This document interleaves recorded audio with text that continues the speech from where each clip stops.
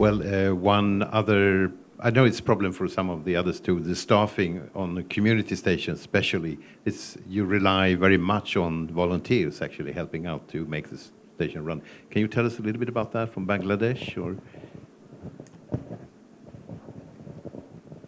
Well, Rupantar is working with them. Rupantar has no community radio station. First of all, I have to inform all of you. But Rupantar is working with all of the community radio station in Bangladesh from the 2007 with the support of SEMCA, with the support of Commonwealth of London. Especially, I have to recognize Rukmini Didi. And we work together there. Right now, our government has given 32 licenses for operating community radio station. But right now, on operation, 18 community radio is active. Interesting thing is that from 18, one community radio station, which is earlier I have mentioned, agriculture radio, community radio, is only initiated by the Agriculture Ministry of Bangladesh government. We can say it government radio, government community radio. This is one kind of initiative from the government. Other 17 community radio station operated by the NGOs. This is the first time in our country, as you know very well BRAC, world largest NGO, which is established in Bangladesh. BRAC has also a community radio station, which name is Radio Pullikonto. So 17 community radio station is operated by the NGOs. NGO has a vast experience to work at the community level. So right now, above 1,000 youth are engaged with the community radio station in our country. Most of them are volunteer who has come from school, high school level, college level. Is it easy to get volunteers? And why do they come? Is it easy to get enough volunteers? Not easy to get, because when you live in the urban place, which that's community radio station getting easily volunteer from the, especially I have to mention Rajshahi and 2 or 3 community radio stations situated at the district level. Very nearby they have college, educational institutions. They're getting easily volunteer. But at the remote place, I can say about the radio Chilmari. Chilmari is situated at the remote village, not at the not at the Upajala level. This is situated at the remote village, close to the river. They are suffering with the volunteers. So they are broadcasting 2 or 3 hours in a day. But on the other hand, Radio Podda has this kind of opportunity to get the volunteer from Rajshahi University, Rajshahi College, and other places. So they are broadcasting 6 to 1 p.m. 6 a.m. to 1 p.m. So, and after passing the academic degree, they're going out. This is the big challenge. This is the big challenge. When they skilled, they got training, and when they become a skilled person, in that time they're moving around. Okay. So this is the big challenge. I see you nodding. It's similar in Nepal, I think, that you rely very much on volunteers. But you mentioned earlier on also the special community groups that are involved with your community radio, like the mothers groups and the fathers groups. Can you go a little bit more in depth? What exactly do the mothers groups do, and how do they get on to the radio, and what do they do for your radio, and what do you do for them? Mother groups in our country, in the countryside, mostly that mother groups belong to the indigenous community. Like I'm from Gurung community, and there are many mother groups, and the mothers groups work for the development of their society, to save their culture, and they collect money by dancing, by showing their culture program, and they collect money, and they use that money for the development of their society, to build the community building, or to conduct the function of their society. And when we started our radio, and we broadcast news in Nepali language and same as in Gurung language also. And the Gurung community, when we delivered their news in their own language, in Gurung language, and they became so easy to understand their activities in their own language. So they became so happy, and this is the way that this is the one means of communication to deliver our own activities in our own language. So they became, and they thought that the radio is the one best ideas to deliver our activities in our community. And so if one mother group, they do the best work in their society, and we will make program, and we'll make news, and we'll broadcast, and the other mother groups, they will listen, and that mother groups of that village, they have done best work or good work, and so we have to implement that works. And so we are being the one means of to communicate with their two groups also. And they collect some money, and they give, and they supported us for that issues also. And in our country, there are more than 300 community radios, and all the community radios, they communicate as the interests of the society, and what are the activities doing by the mother groups or youth clubs also. And I have one example, and our radio broadcast one news about the children, and 13 years old, he is 13 years old, and he suffered from bone cancer.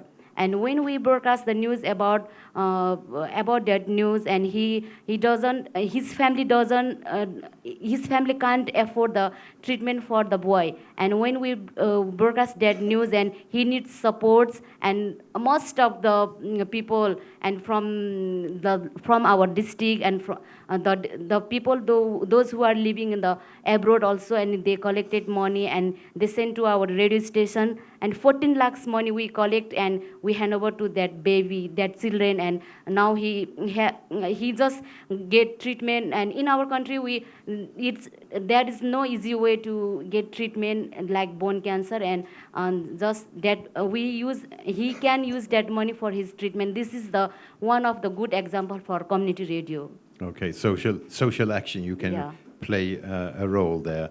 So Bhutan is a quite special case, because you're also a small country. So what is the specifics of what radio and media can do in Bhutan, what you're expecting them to deliver to the people and to the culture? I think some of the opportunities and challenges are common to all the South Asian countries. Nevertheless, by way of introduction to my country, earlier our colleague from Sri Lanka was saying Sri Lanka has only 23 million people.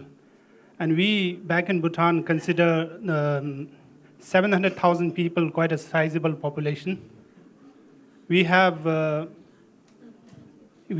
one public service radio, 3 commercial stations, and for a population of 700 people, 6 community radio stations, including 3 campus radio stations 6 community radio stations, 3 commercial radio stations, 1 public service radio station. So for our population, I think this is quite a sizable number. And the Bhutanese government has always recognized the impact, the significance of radio. There's a study being carried out by a Minister of Information and Communications called Bhutan Information Media Impact Study every 3 years. And this study has repeatedly found that radio has the biggest reach in Bhutan. So recognizing this, in 2016, the Minister of Information supported the establishment of this 3 radio stations in rural communities. And these radio stations are managed by volunteers from the community, some of them farmers, coming in the evening from the field and volunteering, telling stories, broadcasting traditional sayings on the radio. Some of them closed down for a few weeks for lack of volunteers. Again, they come back on the airwaves, and that's the situation of community radio stations. And of course, commercial radio stations are not doing well either because of the population, because of the size of the economy. They don't get enough revenue to manage themselves. But public service broadcaster radio is doing fairly well in terms of content as well as sustainability. Yes, so we know all in this room the strengths of radio, which is it's so direct and emotional, and you can be very specific in your own language, you can be close to the listeners. But if each of you pick one instance, one thing you have been through yourself with radio, that you can tell us a story of the importance of radio, what would you say? Let's start with Sri Lanka first. There are so many experiences. In my personal experience, also as a Sri Lankan radio industry whole experience.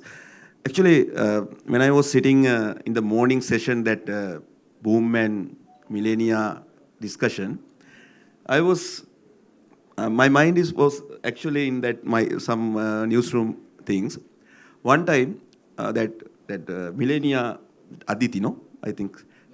Aditi just say that we know everything, we are in new generation, we everything. Yes, I know, it's okay.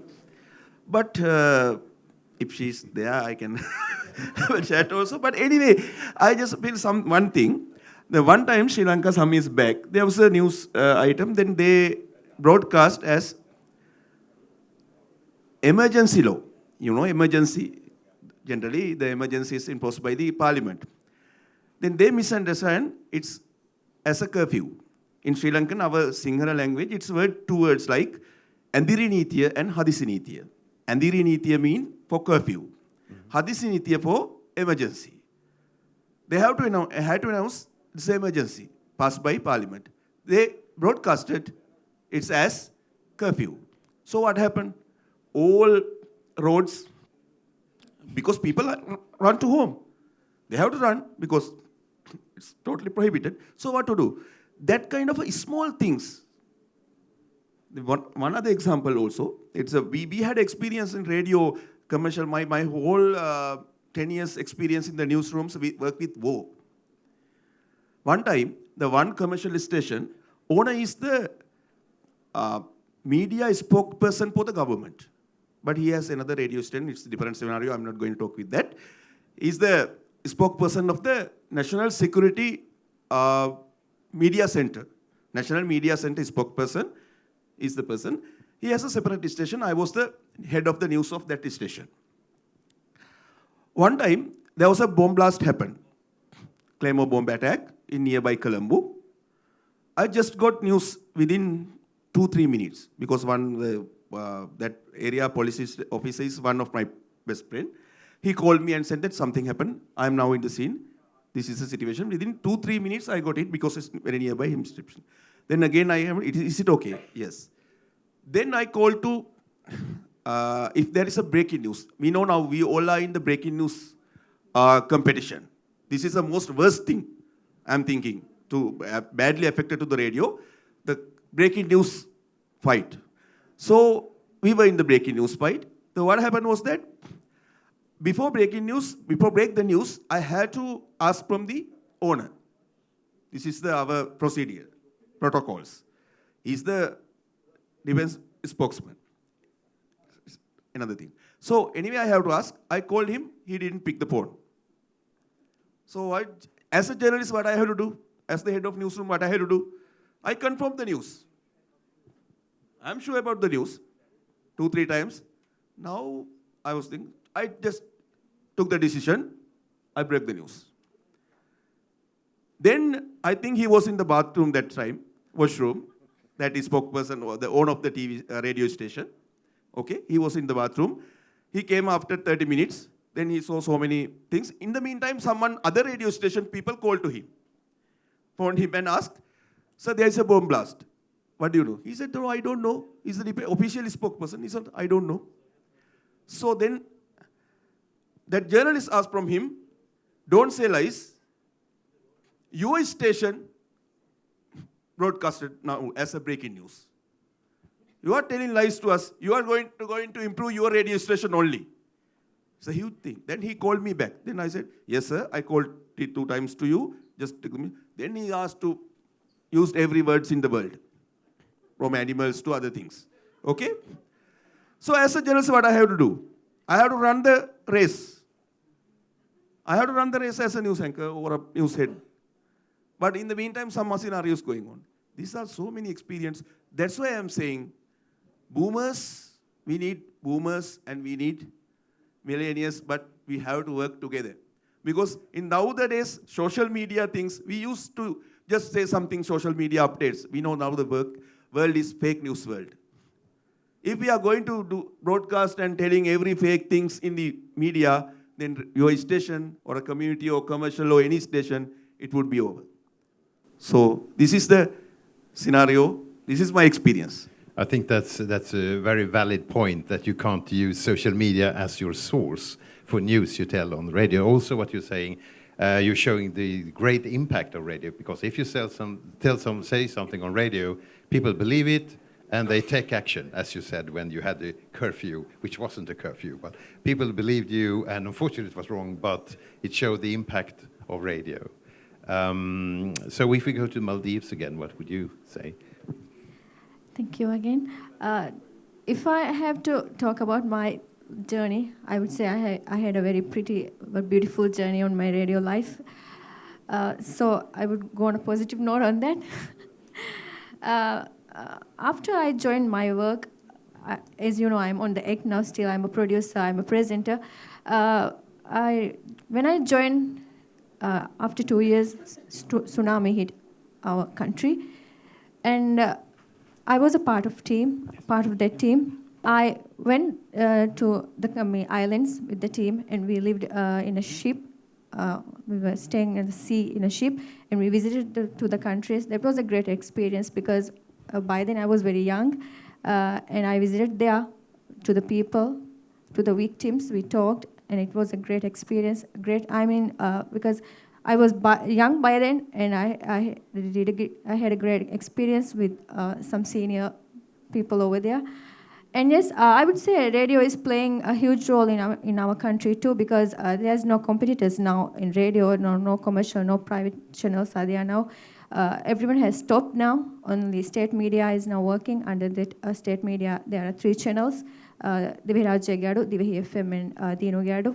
And the 3 channels is based on 3 things. One is for informing and entertaining. Other Divi FM is for especially for entertainment, and Dino Gadu is for religious. So, yeah, our listeners is the good thing is when we say it on radio, they believe us. And they give love to us. That's a huge responsibility also. Yeah. Let's go to Bangladesh. I know you also have natural disasters, you have problems with that, and the role of what radio has been playing there. We have to keep it short now, so please. First of all, somebody, even maximum researcher is saying radio listeners are decreasing. This is reality. But in our country, I say about community radio station, our government is very much enthusiastic about the community radio station. They declared their election manifesto community to use as a information dissemination tools, community radio. Even though recently each and every policy from the government, they incorporated community radio station to use as a tool for disseminating information. That is vital role. As a disaster ministry incorporated community radio as a vital tool for disaster. As you know, Bangladesh is a vulnerable situation for geographically. Bangladesh is the disaster-prone areas. At the time of disaster, I can say with name Mora, Mohashen, recently Bulbul. We have 8 community radio stations among the 18, which is situated at the coastal belt area. At the time of cyclone, these coastal belt areas, each and every office will be shut down. Education systems, every institution, everything shut down. Even though electricity in that time will not be available. So internet is not working. But community radio's light and transmitter in that time, light giving the message to the grassroots level. In that time, 8 community radio stations became a control room of disaster weather forecast. Local administration chief and his people sitting on the community radio station. So this is the scenario. And I think at the community level, community people are realizing community radio's effectiveness in our country. This is our positive thing. As the same, I can say about the agriculture, information, and technology dissemination. Thank you. Thank you very much. At the end, I will just put one completely very difficult questions to you, but you will only have a few seconds to answer. But where do you see the future in radio? Is it, the old medium just dying, or will you go digital, mobile phones, or will it die because there is lack of funding? Just a very short answer. I know you would have liked to have a long time to answer that question, but just a quick from the heart. Is the love from the people enough to keep radio going? Yeah, it should be going because we can do anything just listening to the radio, and it's not decrease actually. There's many more ways to get informations nowadays, but still we choose radio. Radio is there, TV, CDs, tapes, portable music players, everything was there, but still radio is alive. Still we are going, it's a trustworthy device, so radio can't die, will be alive. The land of happiness, how is it going there? I think radio is going to be still very important in the future, but with the change in technology, I think we need to support our people adapt to new technology. For example, between 2008 and 2013, the radio sets in Bhutan, number of radio sets in Bhutan has decreased from 77,000 to 47,000, which means people are shifting to mobile devices. They're listening to radio on mobile. So we need to support people adapt to changing technologies. Nepal, what do you think? I think that radio can play the important role to change the society. Now we have already started to work as this theme, that in diversity, the radio is making content to stop child marriage, to stop social discrimination also in our country.